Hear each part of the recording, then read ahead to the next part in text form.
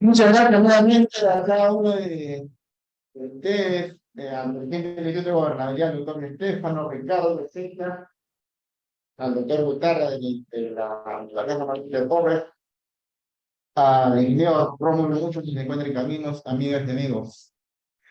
Para mí es una gran satisfacción que desde la ilustre orden del Colegio de Abogados de Lima, en la cual también me vamos a ser parte de ella, nos permita el día de hoy, miércoles, estar reunidos acá para precisamente hablar y abordar temas tan relevantes y partiendo de la premisa, ¿cierto? Ustedes han leído ya en el brochure el tema que estamos hablando, ciertamente, pero debo iniciar mi posición tomando relevancia la palabra de mi amigo Ricardo Enceta cuando habla de los liderazgos. Un tema de repente que en la práctica también llega a menos en nuestro país. Seguramente habrá un factor discrepante en estos instantes entre uno de ustedes, porque la expresión que doy frente al liderazgo, seguramente muchos te dirán, pero ¿cómo? No es tan cierto esto, porque en mi institución donde yo laboro hay líderes, y admiro a esos líderes. Generan ingresos, generan rentabilidad, pero no esa rentabilidad hacia secas. Generan rentabilidad económica, también generan rentabilidad social. En mi planilla o en cada marzo o en cada abril, efectivamente, hay utilidades. Los trabajadores son beneficiados. ¿Y de qué me habla usted que no hay liderazgo en nuestro país? Y ahí tomo la palabra de Ricardo. El problema es los liderazgos en la gobernabilidad y en la gobernanza, amigos míos. No quiero desviarme, por cierto, en estos pequeños 15 minutos que me han consignado, pero sí, quiero poner en relieve que las normativas desarrolladas desde la Constitución del año 79 y que luego con el ingeniero Fujimori en el año 1993 entra en vigente una nueva constitución ya no nueva, por cierto, hoy porque ya superan 20 años, poner en relieve que vía las reformas constitucionales, y es consabido por cada uno de nosotros que nos dedicamos a la academia, a los estudios, a las investigaciones, a los papers, o a las ponencias como esta, suficientes reformas se dieron a nuestra constitución política en distintas materias, amigas y amigos. Y el tema que abordo es precisamente del crecimiento de las regiones, del crecimiento para generar precisamente el gran contento nacional. Ingeniero, ¿cómo está? Buenas tardes. Salga acá, permítame unos segundos para felicitar al ingeniero Alfonso Tello, con quien también hemos participado hoy día en Produce, porque queremos ver qué está pasando con los grandes proyectos nacionales. Y le vamos a dar la palabra unos minutos para que después también haga un abordaje en el punto, tiene una opinión muy relevante. Pero retomo nuevamente el punto concreto, amigas y amigos. Estas más de 20 reformas que se dan a nuestra constitución política es un punto en el que seguramente habrá discrepancia entre ustedes y el ponente. Algunos dirán que han sido suficientes, otros dirán que han sido insuficientes. Pero arribemos a puntos concretos. Vayamos a lo más medular de este punto concreto de lo que significó la regionalización en nuestro país. Seguro si yo digo la región Los Libertadores Guari, o si yo menciono la región Víctor Raúl Aya de la Torre, o si yo menciono a la región nororiental del Marañón, sigo mencionando, ustedes dirán, bueno, esa es parte de la historia. Esa es parte de la historia de un fracaso más que intentar regionalizar a nuestro país. Y seguramente la intención desde el gobierno del presidente Fujimori o del presidente García o del presidente Toledo, hubo muchas buenas intenciones, pero la verdad es que cuando estos 24 departamentos y una provincia constitucional, el que ellos se convierten en regiones, se generó toda una discusión bizantina. ¿Qué está pasando acá? O sea, regiones que finalmente son departamentos, autoridades o líderes constituidas en el departamento. El debate ha sido por años, pero lo cierto, inconcebible, es que pocos logros se dio para satisfacer las grandes demandas nacionales desde los lugares de las provincias o los departamentos, las ciudades más acrecentadas económicamente de cada departamento, hasta los lugares más recónditos del Perú, se empezaron a oír tambores de guerra. Tambores de guerra que acaban de pasar seguramente momentáneamente. Se tomaban plazas públicas para reclamar.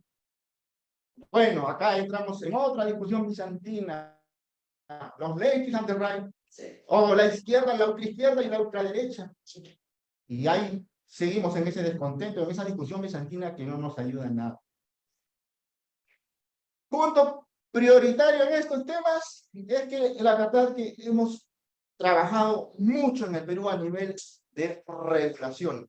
Reitero, más de 20 reformas constitucionales. No fue necesario seguramente lo que la plaza pública pedía, abrir cambio de constitución, retorno a la constitución del 79, y así podemos seguir mencionando seguramente una serie de hechos que es parte de la historia, ciertamente. Pero desde la ley de la descentralización fiscal y todas las normativas que van acompañadas a la regionalización, lo cierto es que también surge una gran discusión. Y el presidente del Instituto de Gobernabilidad, ciertamente el otro día, hacía una contingencia muy concreta que debo revelar. Es momento oportuno ya que debatamos nuevamente el tema normativo del cambio en nuestro país.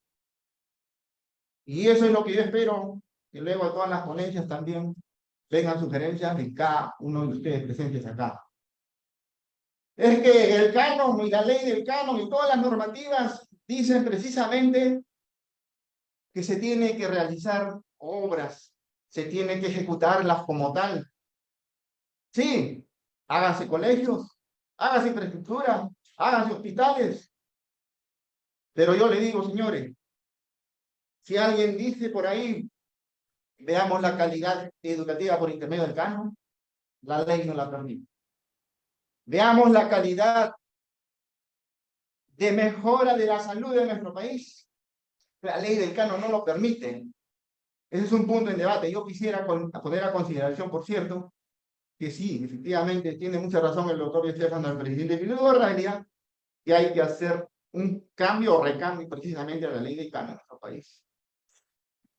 Otro punto que también consideramos que debe tomarse en cuenta en el sentido de mejorar es qué está pasando con el tema de el aspecto fiscal, amigas y amigos.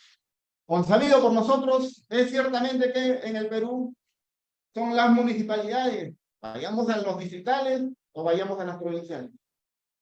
Efectivamente, ellos están alineados o directamente conocen la demanda del ciudadano, del gran soberano que es el pueblo, su elector. Y acá hablamos, pues, en cada periodo de elección, donde se dice efectivamente, los alcaldes no se trata de una elección política, sino de una elección ciudadana, porque no se debe politizar el tema de las alcaldías. Eso está teniendo un gran viraje en los últimos tiempos. Ahora, ustedes me dirán, por cierto, pero no hay partidos políticos, que ya ni siquiera mencionemos, porque seguramente vamos a arribar, se tratan de agrupaciones regionales o locales que aparecen momentáneamente y desaparecen una vez elegidas las autoridades. Pero al punto concreto que voy es que efectivamente la plataforma de lo que significa la gobernabilidad y la gobernanza frente a esta normativa de la ley de partidos políticos y de las autoridades locales, hay una disociación que se necesita mejorar. Hay aspectos que se han trabajado, sí, vía reforma constitucional, se dio la ley de partidos políticos, se hizo ajustes y reajustes, etc. Pero aparece otra debilidad, porque ahora nadie confía ¿en quién? En el Jurado Nacional de Elecciones, o todo el entorno, ¿no? Y este es un problema de toda una vida, amigas y amigos, mentalidad republicana, mentalidad democrática.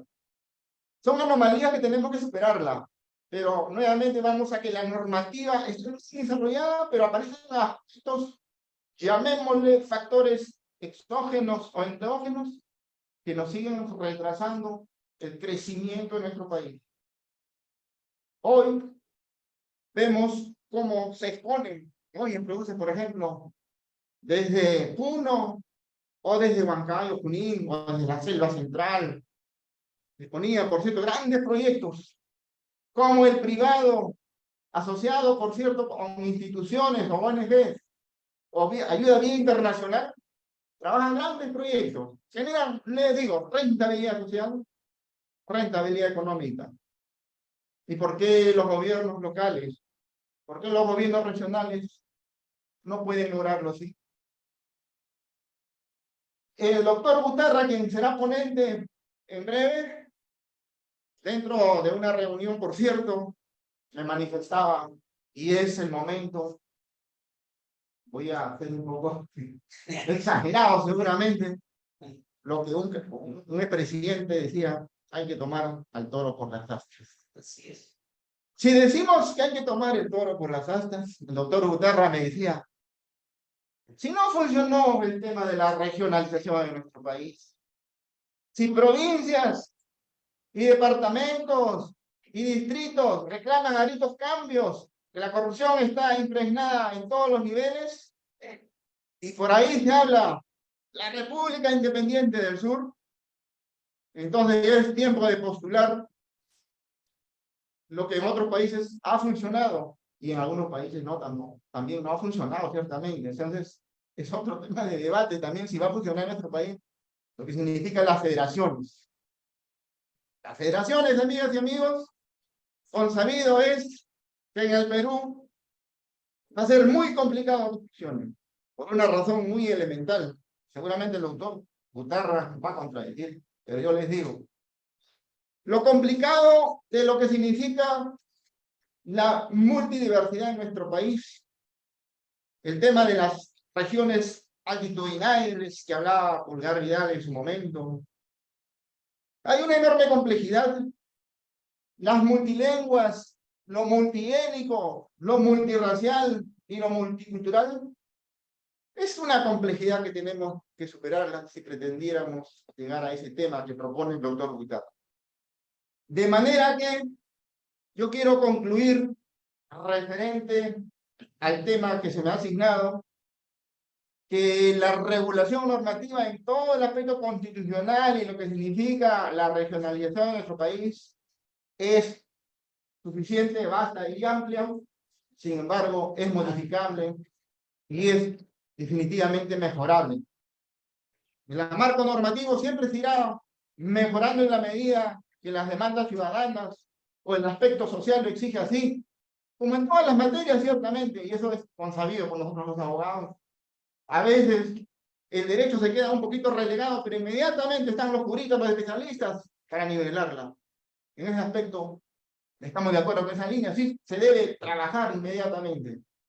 Pero ¿cuál es el gran reto para precisamente alcanzar, satisfacer las grandes demandas del Perú en el Perú recóndito, me refiero? No en la Lima capital del Perú, o no en las capitales de los departamentos. Efectivamente. Punto número 1, se tiene que trabajar el aspecto de, en la materia fiscal, si se tienen que hacer cambios. Las municipalidades distritales y provinciales tienen ciertamente los tributos recaudados corrientes, consabidos como es, pues, las tasas que se pagan o los servicios, todo el aspecto tributario que regula una municipalidad. ¿No es cierto? Los prediales, los arbitrios. ¿Y los departamentos regionales o los gobiernos regionales qué ingresos tienen? ¿Tienen alguna de las provinciales o de las distritales? Ninguna. ¿El canon cómo lo administran? Y ese es un punto de debilidad, también quiero dejar ya como pincelada para ir concluyendo. Porque es consabido pues que hay departamentos o provincias o distritos que en su momento de boom minero han tenido millones y millones de canon. Un gobierno o una provincia que seguramente administraba en un momento 200.000 soles, en un momento de boom, llega a administrar 200 millones. Yo les pregunto, las autoridades o los gerentes que están ahí en ese puesto, ganando 3.000, 4.000 soles, ¿estarán suficientemente preparados para gobernar ese gran cambio? Seguramente a unísono dirán de ninguna manera. Y eso es lo que hemos evidenciado. Entonces, ese gobierno, o esa autoridad, o ese gestor que de un momento a otro pasó a administrar millones cuando administraba miles, nació la corrupción. ¿Y qué se hizo frente a ello? Te dirán, bueno, pues ahí está la Contraloría en su control previo, concurrente y posterior. Pero ya sabemos que también si tocamos la materia de todo lo profuso y lo abundante de la normativa de la Contraloría, hay aspectos que han sido seguramente débiles, porque la Contraloría llega después, apresan después a los corruptos y corruptores, pero el daño al Perú ya se hizo. También ponemos a consideración, amigas y amigos, que precisamente, si queremos la verdadera descentralización de nuestro país, una auténtica descentralización, tenemos que priorizar una escuela de liderazgo. Algo de eso ha abordado el ingeniero Z. Una escuela de liderazgo que permita tener, no sé, pues, unos 5.000 gerentes de carrera, líderes de carrera que estén preparados para ir a los 25 departamentos, o las 25 regiones, incluyendo el Callao, ciertamente, a gerenciar. Y que se dé una normativa específica en esta. Gobierno regional electo, autoridades electas. Señores, acá hay un banco de datos. 5.000 líderes preparados. Están diestros, muy con aquilatada experiencia seguramente, o con amplios conocimientos suficientes para liderar y trabajar en cada una de las regiones que sean contratadas. La enorme debilidad que advertimos el día de hoy es que precisamente el gobierno regional nombra a dedo a sus acompañantes y son personas poquísimamente preparadas, por decirlo menos. Y ahí los grandes retos que tenemos es voluntad política, es voluntad de los líderes nacionales, tanto que se habló pues de las grandes rectorías. Sí, las rectorías en el Perú siempre se realzan, ¿no? Desde acá de Lima, yo como organismo rector del MEF, o desde la Biblioteca Nacional. Sí, está bien que se realcen, pero acá se trata de todo una orquesta completa, amigas y amigos. No se trata de decir, yo soy de líder nacional, pero solamente lo digo para las tribunas, cuando en los gobiernos regionales vemos las enormes ineptitudes, finalmente los enormes robos y saqueos que se permite hacerle al país. Muchas gracias.